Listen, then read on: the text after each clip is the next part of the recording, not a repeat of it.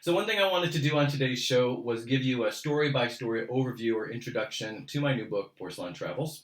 And I thought there'd be no better place, obviously, to do that than right here in the bathtub, given the subject matter of the book. So the first story is called It Ain't Over.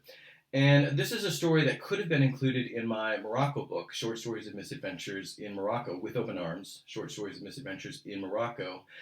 But at the time I wasn't sure that I didn't know if I really wanted to go there. And I subsequently realized with regards to the subject matter what actually happens in this story.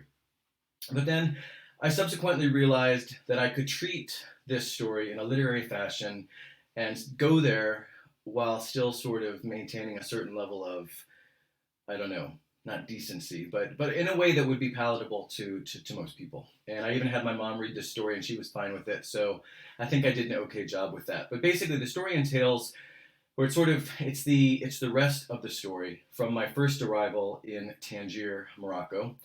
And I had a horrible arrival. I was harassed. There was all sorts of just horrible things that happened to me my first night in Tangier. And I get to the hotel and I'm thinking that everything is done and that I've made it. And it turns out that there's one more sort of pseudo-cultural experience that awaits me. And so, again, the title of that one is It Ain't Over. The Bin and the Bomb is sort of a collection of stories within the overall collection that is Porcelain Travels. It's about 8,000 words. And so, like I said, it's a bunch of little stories that all take place during my time staying in these servants' quarters in Paris. And the bathing situation was bizarre. Everything about this place was bizarre. The bathing situation, but a lot of other things as well. So this is a collection, like I said, of several stories about my experiences when I was living in this really strange living situation. No Stopping is a story that is sort of in line with what you might expect from this collection in the sense that it really is about biological processes, as the title might suggest. And basically, I was in Eastern Europe, and I had to go to the bathroom really, really badly. And as I was going to the bathroom, I realized that all was not what it seemed. And that's all I'm going to tell you about that one.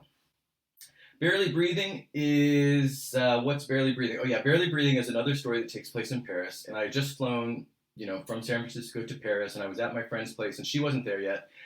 And again, having just flown halfway around the world, I had to go to the bathroom. So I go to the bathroom, and this is one of the several stories that sort of allude to or touch on the humor and the just oddity that can come from cultural differences in bathrooms when we're traveling. Freshly Squeezed is a story that happens right after the previous story. I left Paris and went to visit a friend in Copenhagen.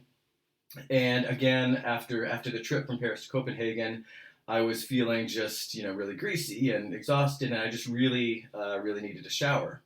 And so this story is about, my friend ushers me to his shower, to his bathroom, and I go inside, and it's just a minuscule room. It's almost like a little closet.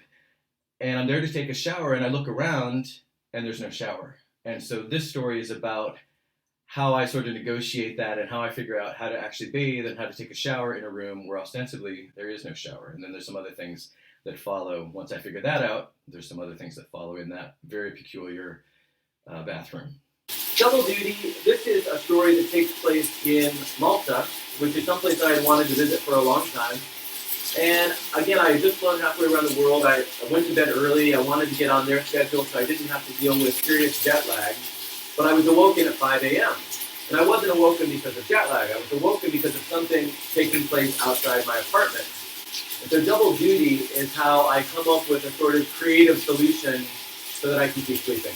Between My Legs, so this is an example. This is a story, actually, it's two separate stories that I included together because they take place chronologically at the same time and in the same place in Barcelona.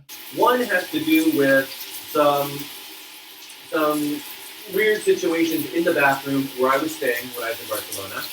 But then the other is a story that just happens at the same time in the same place, and it was too good a story not to include in the collection. So I do that a few times in Porcelain Travels. I include stories that are sort of, I felt too good not to include, that don't specifically relate to toilets, tubs, or showers, but they're somehow related, maybe it's just in time and space, to ones in the collection that do.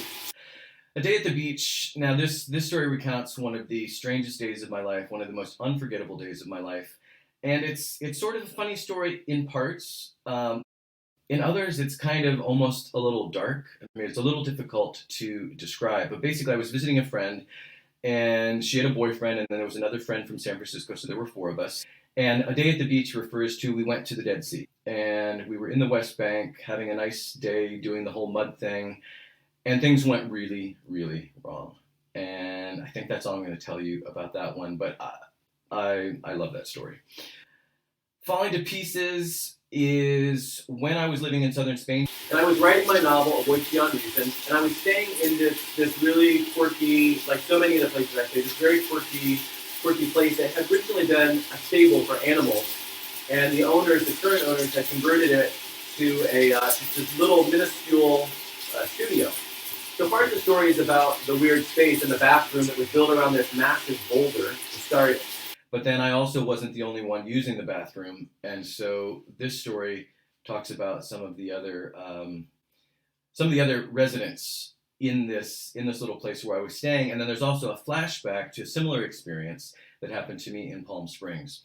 And that's another thing that I do but occasionally in this book is stories that are taking place while I'm overseas or in a particular place, often remind me of something that happened elsewhere. And so there are quite a few sort of flashbacks where I tell little stories within the slightly larger story. So that's something that happens in Falling to Pieces. Rearview Mirror is a story that actually happened here in the United States. It happened in Arizona. I was with a friend, and we were visiting a friend in Tucson. Our rental was in their driveway, and they needed to pull their car into the garage. So as I went to back out our car, all of a sudden there was all these shouts, stop, don't move the car. But I couldn't see what was happening. So I'm looking in the rearview mirror, hence the title of the story. And I don't learn what happens until afterwards, and it was pretty funny. My Lost Soul is another story that takes place in Barcelona. I spend a fair amount of time in Barcelona. I do like to do a lot of writing there, and I have a particular place that I like to go. And again, this is another really bizarre, minuscule studio, but I love it. It's got 360-degree views of the city, of the mountains, and of the Mediterranean.